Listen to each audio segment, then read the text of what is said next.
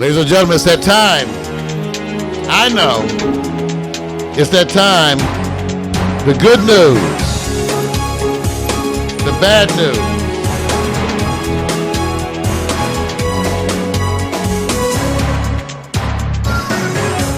The good news, the bad news, and the good news is that we still fixing this Facebook stuff. That's right. That's what I should see. I remember now. The part I like about this is that people are talking to you. So I'll be starting my feed as a supplement to his feed, but I make sure that the live stream feed that's going to Facebook is doing its job and its protocol. And then I do a backup feed off of it. It's coming, you guys. Here it goes. Well, this is that new Facebook integration. Yeah. Facebook integration. Welcome to the news, you guys. Welcome to the news. It's been crazy since we've been off. It's been absolutely crazy since we've been off, but because of all the things going on in the world, all the uprisings that people are experiencing all over the country as more and more black men die. So we actually posted before we went out for the end of the season a historical perspective on this. And so I know for a lot of people, it's a very uncomfortable time. We're not going to take the time to summarize everything that's happened over the summer. We know that one thing that's occurred, and again, for a variety of reasons. One of the reasons that it's occurred is because of the availability of social media. Because of social media, you've heard reports from all over the country in detail. So now you see it. Many of my friends who before thought that I was exaggerating about the issues in the United States, no longer. Like I told one of my white brothers, I said, so I guess I never have to say anything about the police ever again, right? That's just proven. It's mute, right? Because America has been in shock.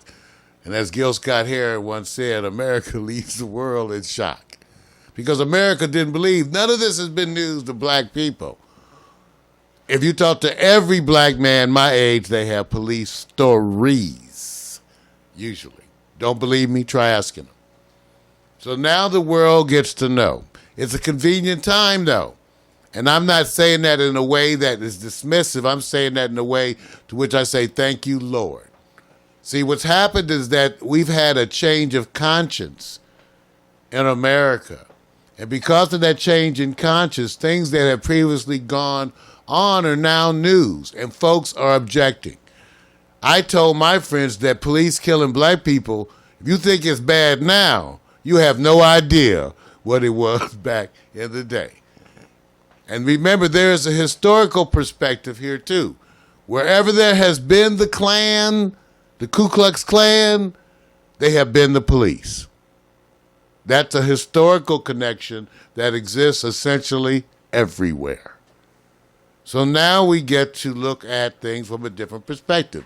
Because America's ready, this will be the time, if you're not aware, to ask your parents. Go ask grandmom, go ask granddad if you're lucky enough to have them. Ask mom and dad what they know, what they experienced.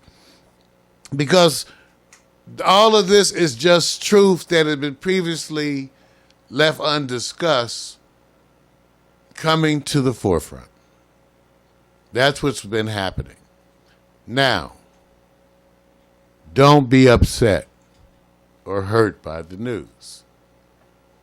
Here we go. I know everybody says, Mar, what do you mean? Don't be upset or hurt by the news. Let me remind you, this is the type of pain that always comes with growth. Without this type of conflict, you never have growth. This is what made change previously. I was there. I was a young black man when the civil rights movement was going on, and I was taking in everything. We have been here before, so this is the price of change. And it's always been the issue,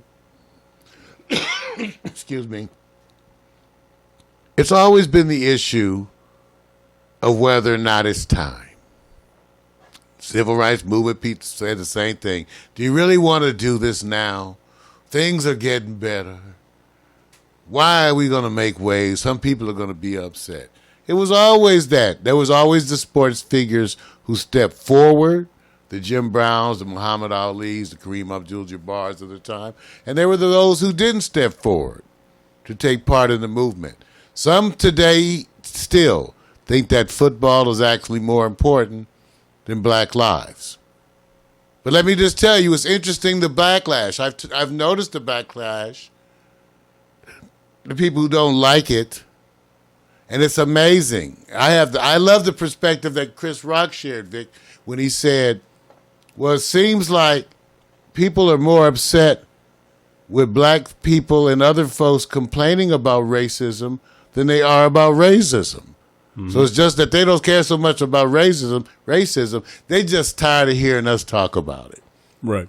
And that ain't new. Right. That's the way it's always been. Right. I'd like to point out to you guys that I actually had a piece, let me go to Facebook real quick, that I posted that was really an amazing piece because AT&T CEO, that's AT&T, you guys, AT&T CEO, and I posted it. I'm trying to find it here on my page. Ooh, look at me go. AT&T CEO. Here it is. He urged employees to confront racial tensions, and he explains the problem with saying all lives matter. Because, you know, what happens with a lot of folks is interesting. You say Black Lives Matter, and they say all lives matter, right? Here he is, AT&T CEO. So you say, you know, Black Lives Matter, and people say, well, all lives matter. Why do we need to have that? Now, I want you to hear what he said, because I like the way he phrased it.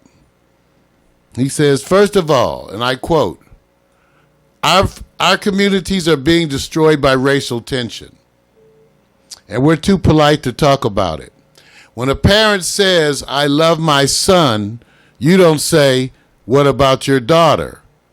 When we walk or run for breast cancer funding and research, we don't say, well, what about prostate cancer?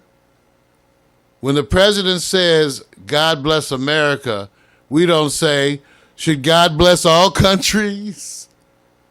And when a person struggling with what's been broadcast on our airways says, Black Lives Matter, we should not say all lives matter to justify ignoring the real need for change. Of course. I have to give him a hands up for that. Right. I have to give him a hands up. That's the president. That's the CEO of AT&T. And I want you to understand, see, so sensitivity allows you, what people say, why would you wear a sign that says black owned? Because most of the stuff out there, almost all, is not black owned.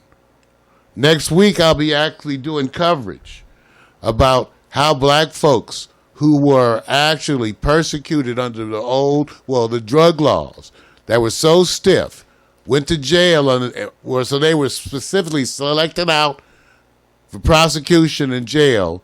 And now, with cannabis being legal, guess what? So minorities are less than 1% of the cannabis business owners. Less than 1%. So we're going to talk about this. Oakland is making a bid to be the first city to really promote minority-owned businesses in the cannabis area. Right. So we'll be talking about some of this next week, and the same questions will come up. Well, why do you need this? Because there's been a backlash that caused it not to occur. You know, they say sometimes you have to let time unfold, and you have to allow people to understand that things don't remain stagnant. And one thing you did say, you know, many times you said, hey, look, things are getting better. But be reminded at the same time that it may not go as fast as you hope. And you have to deal with the people speaking out loud who had a conscious awareness of where they believe people should be. In other words, don't step over the line. Don't rock the boat. Stay in your place. Don't bring me anything that I don't understand. I really don't want to hear it right now, because the level of what is my concern is not reflected in what your concern is. versus let's all improve this community where we all want to be able to not step back and say, do we have to act like this just to have the control and perceived power that somebody may be coming in your neighborhood? Because it's the same thing. When somebody comes in your neighborhood, you either have an attitude of welcome or who the hell are they? Welcome. It's that simple, right? Conversation. Well, It's that simple. in his closing words, CEO A&T Stevenson said, and I quote again, "Tolerance is for cowards. Being tolerant requires nothing from you but to be quiet and not make waves." Oh, boy. Yeah, look. Remember now, we're going to set the example here, right? We're going to be the leaders, right? We're that generation. There's no more. You don't separate yourself and say the younger generation. No, it's this generation, the generation that's alive and thriving. The part I like about it is that you can't put. See, I don't want to say too much because I believe in the active thing versus the talking thing. And when you're active, you let your deeds step for you. That will speak volumes, more so than me being on the balcony and say, let me tell you what I went through. See, my whole thing is to try to exercise a frontier of understanding by example. And you're just going to have to understand that there are a lot of traditional people who want to stay in their traditional roles.